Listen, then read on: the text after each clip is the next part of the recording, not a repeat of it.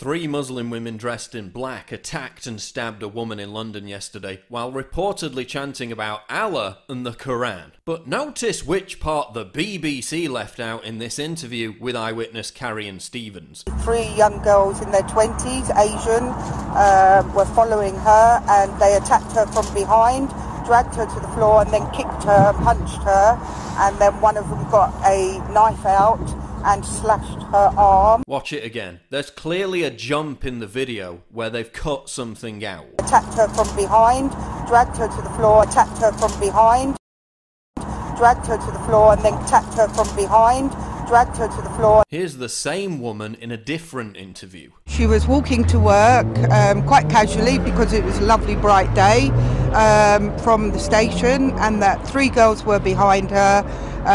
She hadn't taken much notice of it. They were obviously chanting. She didn't know at that moment what they were chanting, and then all of a sudden they attacked her saying Allah, Allah, and then obviously she was on the floor and they were punching, kicking her, and then one of them got a knife out and cut her from her wrist up to her elbow. Oh, spot the difference. They attacked her saying Allah, Allah. Attacked her from behind, dragged her to the floor. They attacked her saying Allah, Allah. She also made reference to the Allah and Quran chants in an interview with the London Evening Standard. Quote, they were shouting about Allah, that and the Quran. So the BBC has deliberately edited out eyewitness testimony to censor the fact that the attackers mentioned Allah and the Quran while they were stabbing the woman. This is huge. And the issue is not even whether the attackers made reference to Allah or not. The issue is that the BBC deliberately censored the statement of someone who said that. Imagine if there were reports the attackers had shouted Britain first. Not only would the BBC not hide it, it would be in their frigging headline. On their own website, the BBC reports the incident is being treated as a hate crime and includes the report of the attackers referencing Allah and the Quran.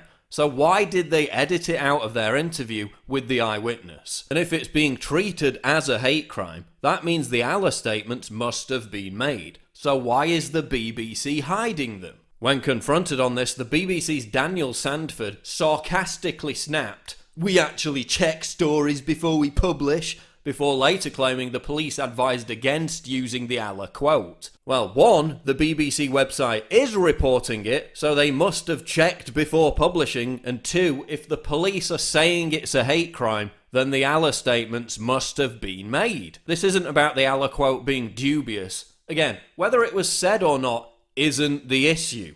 The issue is the BBC deliberately censored the part of the interview with Carrie Stevens where she mentioned the Allah quote because it didn't fit the BBC's agenda. Attacked her from behind, dragged her to the floor, attacked her from behind, dragged her to the floor, and then... After being pressed on why the Allah part was obviously cut out of the interview, Sandford just insulted the journalist asking him the question and then said it was his day off. And again, imagine if three white people had viciously stabbed a Muslim woman in the street while reportedly chanting right-wing slogans. It would be a huge national news story, whereas this has been all but buried. And let's not forget, the BBC is also sitting on footage from the London Bridge attack of the terrorists shouting, "This is for Allah." When you're saying they were stabbing everyone, what did you actually see them do? They were running up going, "This is for Allah."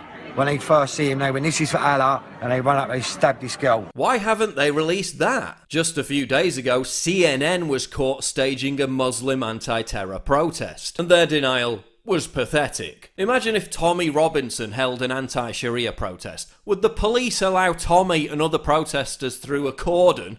Would CNN carefully organise and direct the protesters to get the best shot? No. They were clearly trying to contrive and arrange this so they could push a narrative. Just like the BBC censored this interview to push a narrative. And the narrative is always that terrorism has nothing to do with Islam. This time they were caught. But how many other times are they going to do this without being called out on it?